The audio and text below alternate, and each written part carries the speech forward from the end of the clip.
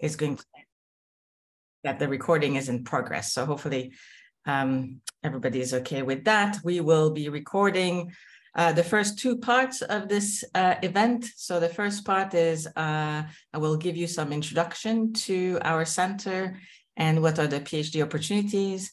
We will also hear from the various research groups and potential supervisors, academic supervisors in those research groups. And then after that, we will have some live tours of some of our facilities here at Royal Holloway. And so after that, the final part of this event, around 3 o'clock or so, will be where we will open some breakout rooms in Zoom. And so that will give you an opportunity to go and speak directly to the academics working in the different research group. We will also have a breakout room that will have current PhD students in case you want to ask sort of questions that our PhD students will be happy to answer. So hopefully this is all good with you and we'll have a good time this afternoon. So let me get started with our center. So particle physics, so the kind of research that we do is where we look at fundamental constituents of matter, so the fundamental particle, also their interactions, and we have a very successful theory that linked together all these different ingredients, which we call the standard models. But actually there's quite a lot of things that we're still asking ourselves about, like for example, what's dark matter? Are there such thing as mini black holes? What gives mass to particles in sort of very sort of precise way? Maybe there are extra dimensions out there. So all sort of questions like that that we're still trying to answer. And all of this, what is quite nice is that there's quite nice connections to astrophysics. So normal constituents of matter are actually quite a small part of the energy density of the universe. And so dark matter fits in that. And also we can get information from particle physics, from more astrophysical sort of observation as well. So our center has about 13 or so academic staff. We have some engineer and technical support staff. We have postdoctoral researchers, and we have quite a large group of postgraduate students. And we also have typically some master's students. So you can see here the list of the different research group that we have. So we have a group working on the ATLAS detector, which operates at the Large Hadron Collider. We also have particle astrophysics, which includes direct dark matter searches and also neutrino experiments. We also have theorists that work in all these different areas connected with our experimental activities. We also have accelerator physics research, part of the John Adam Institute, which you will hear about. And finally, we also have some involvement in gravitational wave astronomy, which you will hear about as well. So our PhD position tend to be STFC funded positions. So STFC is the name of our UK government research funding body. And so this is available in all areas of the Center for Particle Physics. Sometimes we also have joint fundings with different labs, like for example, with CERN or other bodies. So you can ask about that as well. And then at college level, we also have some amount of studentship available. And so I'll be happy to answer any question about funding. This funding tends to be open in principle to international applicants as well, but the funds there are a bit more limited than students from the UK. We have something called the Rutherford Prize. So this is a prize of £1,000 to be given to an exceptionally promising PhD applicant in terms of their research potential in their field of study. And so this would be for somebody that's planning to start in October 2023. And this prize is judged by the academics in terms of their quality of application and the interview as well. Good.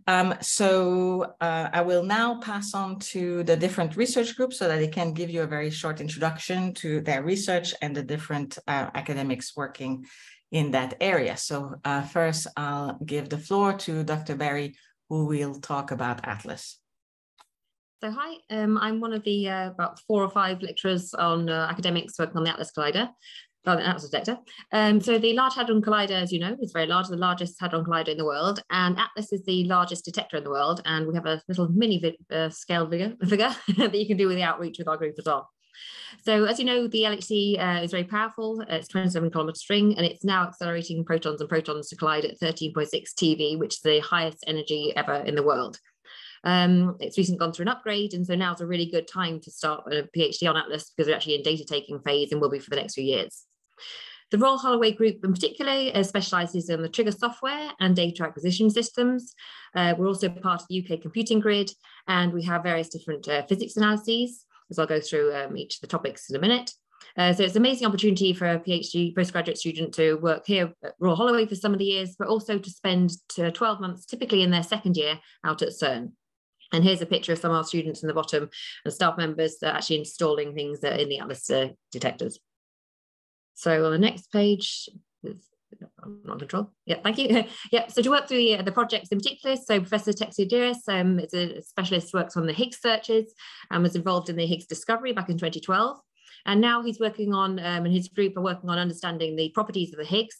In particular, he's specializing in the TT Higgs production and its decay to 2 leptons, and the Higgs decays to B or BRTB. And they're using this to study the properties of the Higgs. Now we've discovered it to, for example, to find its mass, couplings, its spin, and its parity. So he's an expert in that area and has a group on this. Also, we have Professor Boer, who's just done the introduction here. She leads the group, and she's specialist in looking for top quark. So the top is the heaviest quark and much larger than the other quarks. You can see from the diagram here. And the top quark is particularly interesting to look for because it involves decays, involve all the different subdetectors in the Atlas detector. So it's really good to calibrate the detector at the start of a run, and also then to do sort of very good detailed physics searches with that. As well as studying the properties of top quark itself, you can use the top quark to look for new physics and look for beyond the standard model physics in various decays or properties related to that and how it decays. And you can actually use it to studying precise measurements of it to enable to discover whether the universe is stable or not. So it's very exciting. The next one is me. So I search for exotic things, so things that are beyond the standard model as we know it. So I'm looking for things, for example, extra dimensions, and this could explain why gravity is so weak. And lots of things I search for decay in such a way that they result in 2 high mass electrons.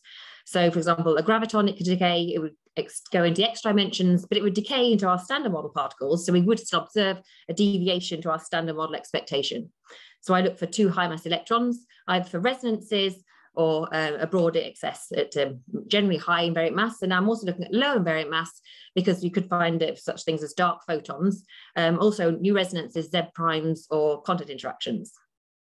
And then finally, but definitely not least, is Professor Glenn Cowan. He's an expert on statistical methods, and he's actually author of the Statistical Data Analysis book and the PDG. He writes statistical analysis data book. He writes chapters on the PDG book, and he's also the statistics forum expert. So he does he's involved in many different searches, particularly when he's looking at some Higgs and top searches, but he works on the statistical methods for lots of data analysis topics. And so it's sort of implemented in many different analyses. He's specialized in profile likelihood, machine learning, multivariate techniques, and is basically generally involved in lots of combinations. So he's involved in the Higgs combination paper. So that's a very particular, a good topic, and covers many different searches. So that's the highlight for the Atlas group. And you see we've got a wide group and lots of different interests. Okay. Thank you very much. So now we can move to the particle astrophysics, and I think Professor Monroe will kick off there. Hi, everybody. I'm Jocelyn Monroe. So my research is in dark matter and neutrino physics. So we do particle astrophysics experiments in our research group around the world. So you can see some pictures of our students in various facilities. So we do experiments that are at Snow Lab in Canada. We've done experiments at the WIP facility in the US. We do experiments in Japan at JPark. We do experiments. I've missed one in the US actually at SURF in South Dakota. And I'm working on building an experiment now that's underground in Italy, in the Gran Sasso Mountains. And so if you like to travel, we're the group for you. And we have a strong focus on detector development in this group. And so we kind of do a combination of data analysis and detector development. So the problem that we're going after is to understand the nature of dark matter, which we think makes up more than 5 times as much of the energy density of the universe as all the particles we know about in the standard model. So in this pie chart that you see in the top left here, standard model particles are this kind of yellow slice, dark matter is the blue chunk, and the rest we understand even less about, that's dark energy. And so we think that dark matter sits in a halo around the Milky Way. We know it's there, but we can't see it interacting with photons through our telescopes. And so we build experiments that look for some evidence that a dark matter particle scatters off some atom in an ultrasensitive terrestrial detector. And we try to measure what that recoiling atom does. So there's kind of a cartoon of this process, which is shown with the dark matter particle flying in and out in red. We don't see that, but what we can hope to detect is what the particle it hits does. And so this purple arrow is kind of schematically illustrating a recoiling nucleus through a detector. So this process is extremely rare, and it deposits an extremely tiny amount of energy in the detector. And so these experiments are extremely technologically ambitious and hard, and it's a great project for a student. So if you go to the next page. So I work on the DarkSide 20K experiment. There's a schematic of the detector below here. This object that you see in this big gray square is 8 meters on a side. So it's quite a large instrument. And I lead the UK groups, and we are building a quarter of the ultra-sensitive photon detectors, which instrument this detector. And so one of them is shown in this picture in the top right. You can see it's the size of your hand. We're building 7 square meters of those here in the UK. That's a quarter of the total. And those will help instrument the largest dark matter detector ever constructed. It will have a 50-ton argon TPC at its heart. It's located in the Laboratorio Nazionale di Gran Sasso in Italy, and it's under construction now. So it's a great time for students to get involved and be part of the kind of commissioning of this detector and turn on in first science towards the end of your PhD. So we're definitely looking for students there. I also collaborate on an experiment at the other end of the scale, which is a tiny 1 cubic centimeter experiment filled with superfluid helium-3. We have to operate at 150 microkelvin in order to get it to its superfluid state. And we're looking there for dark matter particles to interact in this tiny detector and actually interact with the spin of the helium-3 atom. And we instrument this object with quantum technologies. And this is a collaboration between our dark matter group and the ultra low temperature group here and also in Lancaster. And we also have a PhD student opening on this project this year. And so the thing that kind of knits these together is we're interested in both of these projects in looking at low mass dark matter. We're interested in developing new dark matter analysis tools. And as I kind of already mentioned, our focus in terms of the instrumentation is on detector development of novel techniques to look for these instruments. So in our group, we have dark matter and neutrino physics together because a lot of the challenges are the same. Neutrinos are also particles which are very hard to see, interact rarely, and require some of the same detector technology. So I'm going to turn over next to my colleague Luke, who's going to talk about what the other part of our research group does on neutrino physics. Hi, yes, I'm Luke. So yeah, neutrinos. We have these sort of, as shown in the matrix here, we know in the standard model there are 3 flavors of neutrinos, and we know that we can create a beam of neutrinos, which is kind of exciting. There are sort of millions and billions of neutrinos going through you every second, producing the sun, and if you're standing in the right place, producing our beams. But they interact so weakly that you need these huge detectors to be able to see them. And the property that we're really trying to sort of work out about neutrinos is this property called oscillation, where we can produce a beam of neutrinos in this muon flavor and then detect them hundreds of kilometers later and find that they have changed into electron and tau flavor. And the thing that's really exciting about this is that it's sort of a quantum mechanical process that happens over hundreds of kilometers rather than the much smaller scales we're used to. As Jocelyn's already mentioned, the group is kind of involved in sort of both detector development, but also analysis. This is split between an experiment in Japan called TGK, which we're running and has been running for 10 years, where we're mainly analysis focused, trying to do precision measurements of this neutrino oscillation process.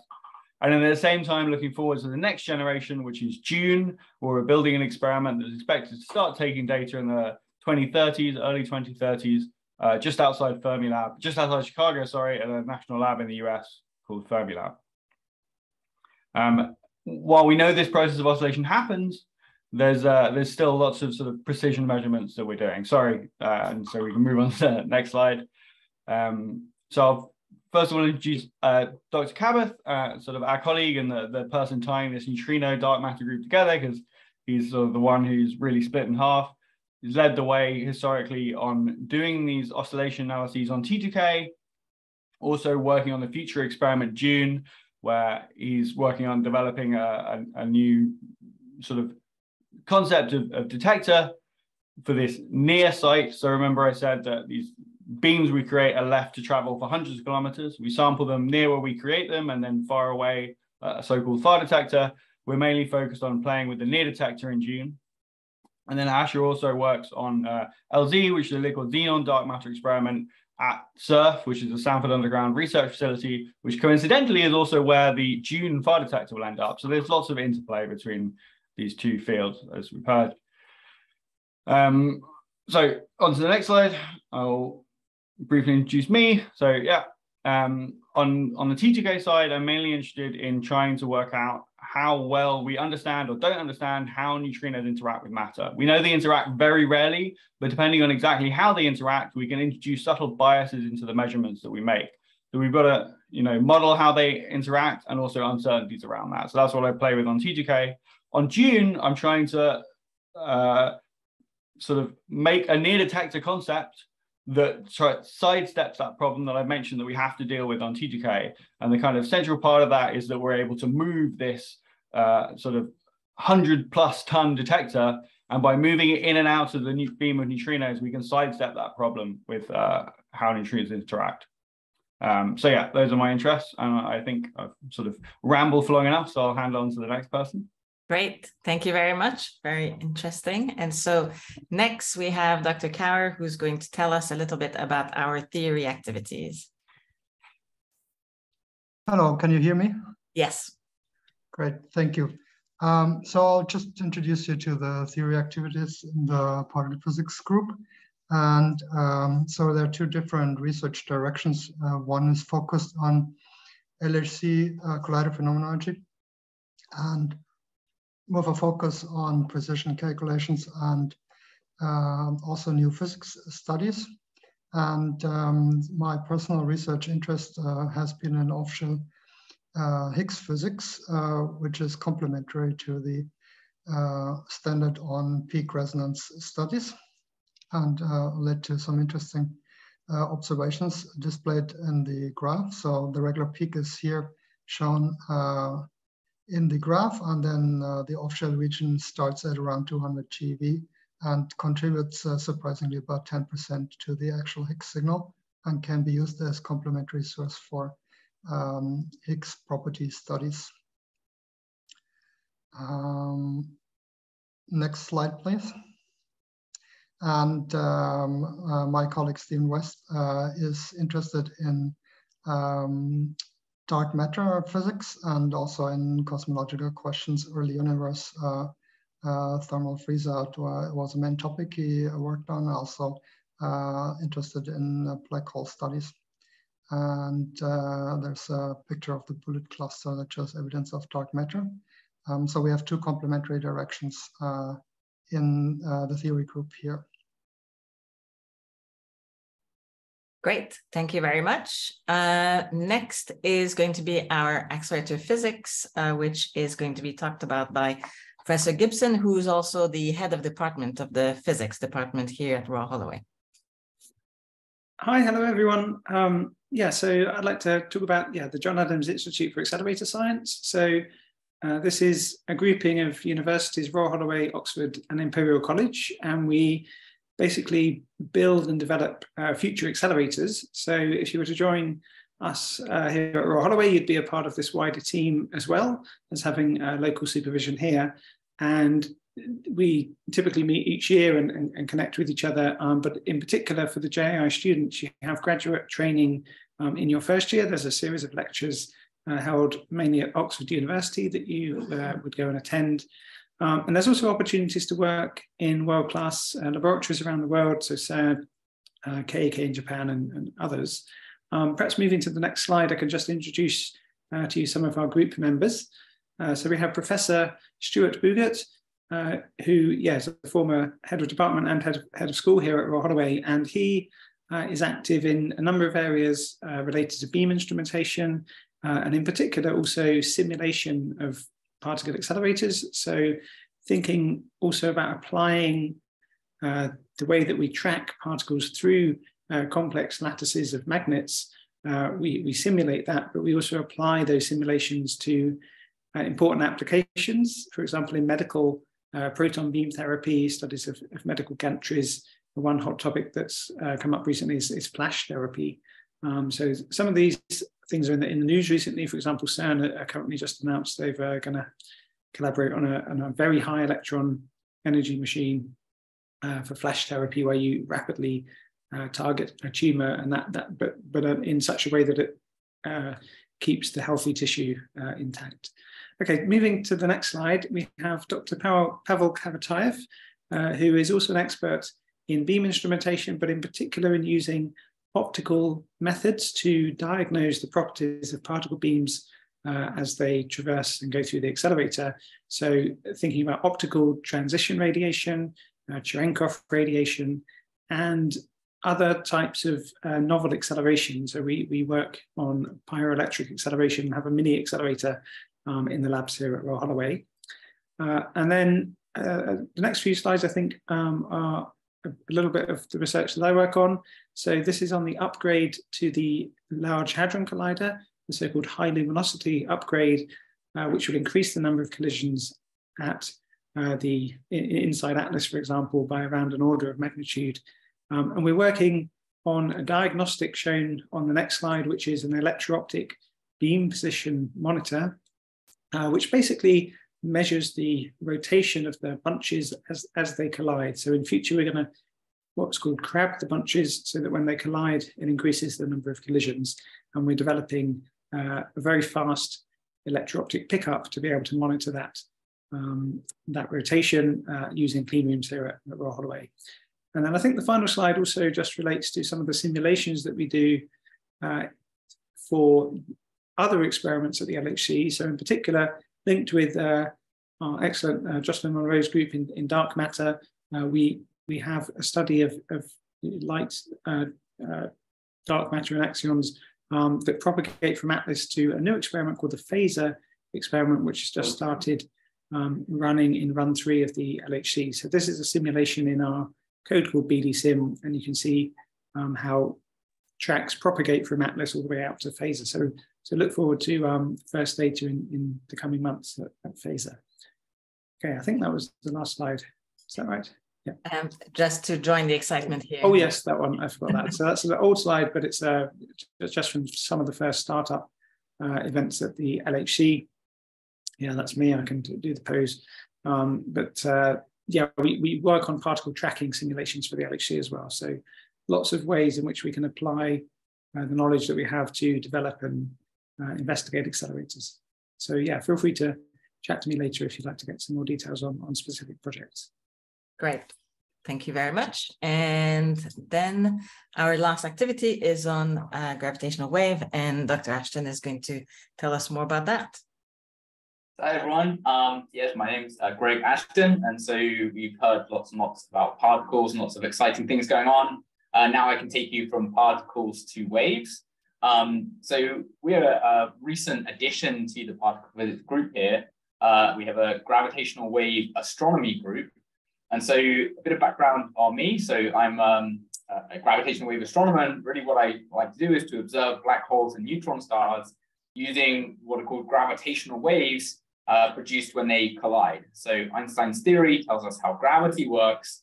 And as part of that, it tells you that when massive heavy objects smash together, they produce little ripples in the fabric of space-time, and those we call gravitational waves. Now, over the last several decades, there's been a development of instrumentation to detect those signals. And in 2015, the first detection was made by the LIGO detectors. I'm a member of the LIGO collaboration and lead one of the working groups which studies these binary merger collisions. So the group really kicked off here in November 2021. It's myself, we have a PhD student, and we're looking for more to join us in studying this. And the kind of research that we are doing here is really about the data analysis side of of what you do with that data. So down at the bottom, I'm showing the actual gravitational wave itself. So you can see two sort of tracks overlapping one another, and there's some wiggling back and forth. And what you're seeing there is two black holes rotating around one another. And as the frequency increases, that's as they get closer together. And then you get a sort of largest amplitude as they collide together, and then nothing after that. And so our job is really to take that data and learn what does that tell us about the black holes, and also about the properties of the universe and how it's evolving. So there's three projects that we're looking, or one of three projects that we're looking to build for the next year. The first is in what that data can tell us about Einstein's theory of relativity, and if there are holes in that theory, and if we can probe them. The second is about using advanced artificial intelligence approaches to actually study that data. So traditionally, we've used what are sort of known as sampling algorithms. And what we'd like to do is to improve on that with things like machine learning, and collaborate with some of the colleagues from the computer science department here in Royal Holloway to do that. And the final one is to look at the properties of the noise and see what that can tell us. So moving on to this slide then, what will it look like in the sort of timeline of a PhD? So as of next year, the International Detector Network will start our 4th observing run. So there's a little timeline down at the bottom there. So you can see LIGO started in 01 in 2015 or so. And that's when the first detection was made. Since then, we've had 3 observing runs. So the most recent finished in 03, finished in the middle of 2020. And there's been a very long extended gap since then, partly due to COVID, but mainly because the scientists have been busy improving the detectors. And so what's quite exciting is in April next year, the detectors will switch on. Not only the LIGO detectors, but they're joined now by the Virgo detector in Italy and the Kagra detector in Japan. And together they'll see something like 300 black holes in a year. So that makes it something like a black hole per day, and also 10 or so neutron star collisions. So the PhD will focus on building analysis approaches to probe the limits of these models and Einstein's general relativity. And there'll be opportunities to sort of run those analyses as part of the LIGO collaboration and contribute to that 04 observing run and the analysis that follows. So I'll finish up there and pass back to you, Veronique. Great, thank you so much. Very exciting stuff coming up. Good, so here's the conclusion. So hopefully you've heard about all of our great opportunities to work on the next big experiments and theory. Our deadline for application is the 31st of January, 2023. And so you can find a link to the application form, which is an online application form from our physics opportunity page, PhD opportunity page. If you have any question, then of course you can get in touch with me and I can help you find the right link. We expect that the interviews will start around the week of the 13th of February. And you'll hear more about that after you apply. So there you go. So if you have any question, we can take some. Now the idea is that we will get some live tour from some of our colleagues showing you a small taste of the kind of facilities that we have here on campus. And then after that, we will open the breakout rooms, and then you'll be free to go from one room to another, whoever you want to talk to. And it's very sort of free, it's very informal. And that would be the end of the event. And so once you've had all your questions and your discussions with whoever you want to talk to, then you're free to disconnect, and that will be the end of the event. Okay, so I don't know if there are any urgent question at this point. If not, then we can start with the tours. So I'm going to stop sharing. And there we go. There we go. And so I think we have Professor Gibson giving us a tour, and also other activities here. And so I don't know who would like to start first. I mean, I can take you from the office to the labs if that would be useful. Yes, and then that's maybe, right. We can. Where are the other tours? Are they up in the? I think they will be up. Yes. So yeah. Let me. Okay, so maybe if I can walk you past the laser lab and then up to the dark matter lab. I think that would be great. Yes. A good way to go. Yeah. Okay, so I'm currently do the usual thing of walking with the laptop. Hopefully the Wi-Fi will remain intact as we walk around the building, but let's so Stephen, just to say, Ali is in T133, so he's right next door to you. Oh, brilliant. Okay, well, let's pop in there and see that space. I can take it from here. I'm already inside the clean room if that's any help. Okay, so how about we start with you, Ollie, and then Stephen will sort of go to his lab and get started. Hi, we can see you and hear you. Yeah. That's excellent. So let's do that. Okay. This is one of the dark matter labs that we have. So this is our clean room that we have for dark side 20K. So I'm one of Jocelyn's PhD students. I'm in my second year, and I've been working predominantly on the testing of the little photodetectors that Jocelyn mentioned in her presentation. So I've got one here. I'll hold it up to the camera. It is quite small. So they're only 5 centimeters by 5 centimeters. So these are the back-end electronics. And then the most interesting part is this beautiful silicon that we have on the front. So these are 24 SciPMs. And what we do here in our lab is that we test that we can get single photon efficiency, single photoelectron efficiency on these SciPMs. So what we do, I'll just take you over to our little test stand that we have. So this is our test stand that we use to do all of our SciPM testing. So we mount the tile here on the test stand, and we fire a laser at it at a known frequency and rate. So then all this data gets outputted through lots of cables that we have to our oscilloscope, where we can then record all the data. We do this both at room temperature, so about 20 degrees, and at liquid nitrogen temperature, which is quite fun. So you get to play with some cryogenics if you join our group. And what we're aiming to get is an output that looks, I don't have a slide prepared, unfortunately, but I've got a printout of what it should look like. We are hoping for an output on our oscilloscope of something like this. So this is what we call a finger plot. And what we get here is that each of these represents the number of photons that you detect at a single time. So this is a 0. So this is the amount of times when we look at our SciPM and we don't see anything at all. This is where we look and we've detected 1 photon, 2, 3, 4, 5, 6, and so on. And what's really cool about this is that it literally can be that precise, which is pretty amazing. And what we've been doing is that we've been testing the first few production runs for dark side. So we've now tested between 25 and 30 tiles, constantly modifying our setup and improving it.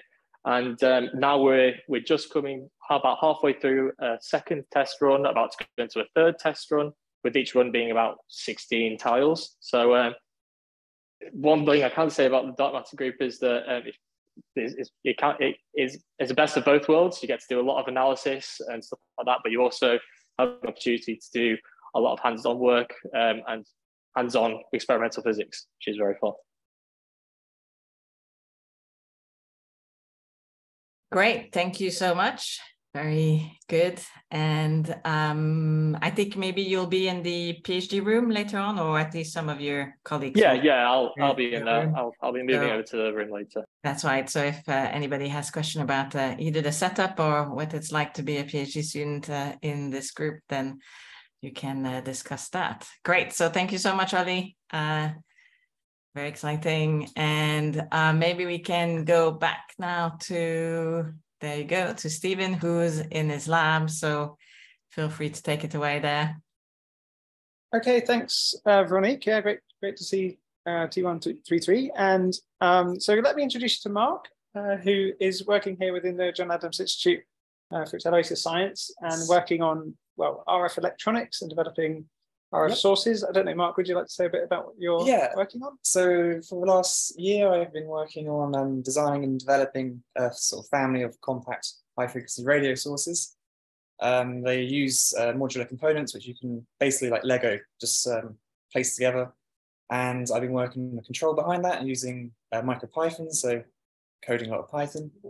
I presented my work at a conference in IBIC, so I got to travel to Poland, which was quite nice. And I should hopefully be starting my PhD in January. So yeah, that's what I've been up to. Yeah, we look forward to you starting then. So just to show you a bit around the lab, we have some equipment here. So this is mainly for testing RF electronics, so radio frequency electronics, where the accelerator has basically a heartbeat that provides the pulses that go through the accelerator chain. And so that heartbeat is really fast. It's normally hundreds of megahertz. And so having electronics that operates at that speed is really important. And if you want to measure the shape of those pulses, you have to go to even higher frequencies, so gigahertz or tens of gigahertz to be able to measure such frequencies. So having these sorts of skills, developing those skills throughout your PhD is really valid and important thing to do in this field, but also in other fields. So taking your research and then moving on, for example, to telecoms or photonics, we often use really high frequency devices, like I've got a vector network analyzer behind us, for example, which is a common thing to use in that kind of research. Yes. Yeah, I've used the vector network analyzer and the spectrum analyzer quite a lot over the last last year. Yeah, which is a vector network analyzer and a spectrum analyzer on top. Unfortunately, they're not turned on at the moment. But, yes. Okay, yeah, it was a bit of an ad hoc tour, I'm afraid. Sorry for that, Mark. What's this down here? Do you want to show you? Okay, so this is a milling machine. And what we've been trying to do is design our own PCBs like this, and use a piece of software called KiCad. And the whole point of this is to house sort of the electronics for my sources. We had students use this machine over summer. We had a summer student, Matthew, I think I saw his name in here. He was using the CNC machine to produce a PCB similar to this. That's going to be used for a frequency synthesizer at CERN, basically. Okay. So yes. Awesome. Okay, thank you, Mark. I don't want to take too much of the overall tour's time, but thanks a lot for showing us around. And I'm not sure where we're going next. I do have a laser lab downstairs where Alessio is, so I could wander down there, or if you want to switch back to somewhere else while I move, that's also fine. Or did you have any other people on the tour? No, I think we were just giving a taste here of the various things. So I'm taking you through the dark matter lab now as well. It's in the background. So this is where the time projection chamber was built, for example, for the dark matter research. Here is an actual little bit of an accelerator. So this is a radio frequency quadrupole of a short accelerator that's being built, or has been just built and first been tested this summer at the Rutherford Appleton Laboratory. It's called the front end test stand over at RAL. So we've built the parts here and we've tested it, and it's now an operating new accelerator for the UK. I'll just pop downstairs. This is where the internet may become slightly unstable, so bear with me. But I'll take you out to the, just down to the different area downstairs, and hopefully be able to get in the door of the other lab, which went slightly wrong on a previous tour. So let's see if we can find Alessio, who is in our other building. Can you still hear me okay? Yeah, we can still hear you and see you. Oops, you just froze. Of course, but it will come back. There we go. You're back. Yeah, it's fine. Okay. Keep going. So I'm just knocking on the door of our laser lab. Hopefully, let's see, it was in there a few seconds ago. I mean, oh, there we go. It's open. It's open. Okay, so if we come through into here, let me just open the door for safety.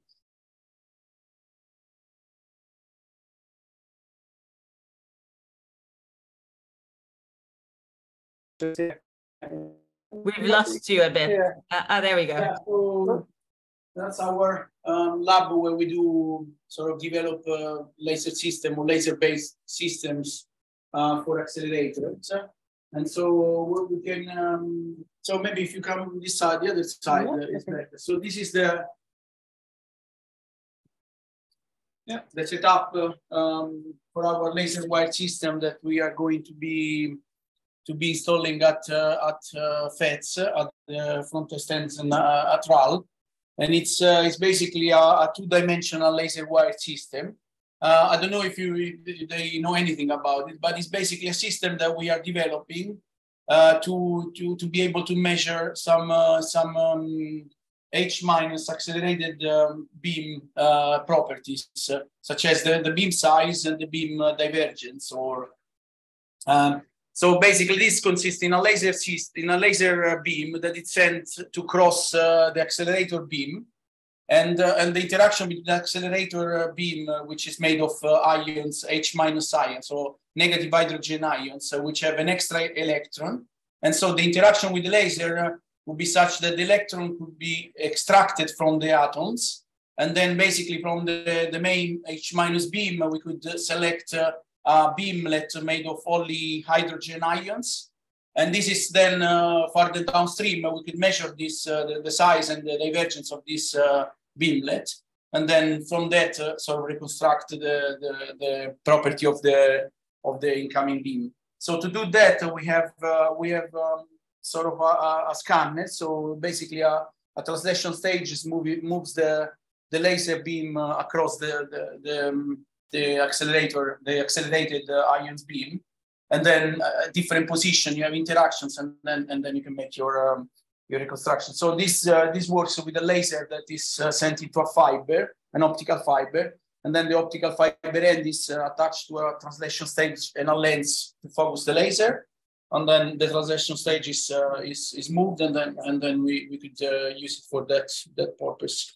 So have we installed any other systems other than the one at RAL? Yeah. So this system has been installed successfully at LINAC 4, which is again is an H- accelerator that is used for the LHC. Yeah. So we basically built one of these systems and then use it at the different locations within this accelerator to measure the beam as it was developed, and it was quite a successful operation. And other laser wires we did, but that was several years ago, was for other accelerators, which were electron or positron accelerators. Yeah. And the interaction was similar, laser with particle, but in another scale, which was more Compton scattering and different format. So thank you. I'm aware time's short, but I don't want to. Sure. Yeah. But thank you for sharing us around. Yeah. I mean, so this is the laser wire for FETS, but there's been a similar one at CERN LINAC 4, and then there's some over in Petra 3, in DAISY, and others out in Japan at KK. So we really get around with our laser wires, I guess. Yeah. But no, thank you, Alessio. Okay. Thank you very much. Yeah. I think that's probably all that we really have time for on the show. So thanks again for showing us around. Bye, everybody. And yeah, I'm not sure what else you'd like to see, really. Anything? I think that's quite good. You gave us a good tour of the different rooms there, and even glimpses of the hallways and everything. So I think that was just a small taste of the different facilities that we have here. Maybe addressing some of the questions that I've seen in the chat. So interviews, for example, indeed, we can allow for online interviews if traveling is a bit difficult, and also for in-person, and for students that do online interviews. And if you want to come and visit the campus, we can also find a good time for both your host and yourself to come and have a look at our campus and our facilities. I think this, and the funding indeed covers the tuition fees, the living expenses, and also any sort of material you would need during your PhD, like a laptop and travel to research conferences, things like that. We'll give you more information also during the interview and answer any specific question you might have. And in the chat, you can see the direct link to the page I was talking about, which gives you all the information necessary to do your online application and with the various deadlines as well.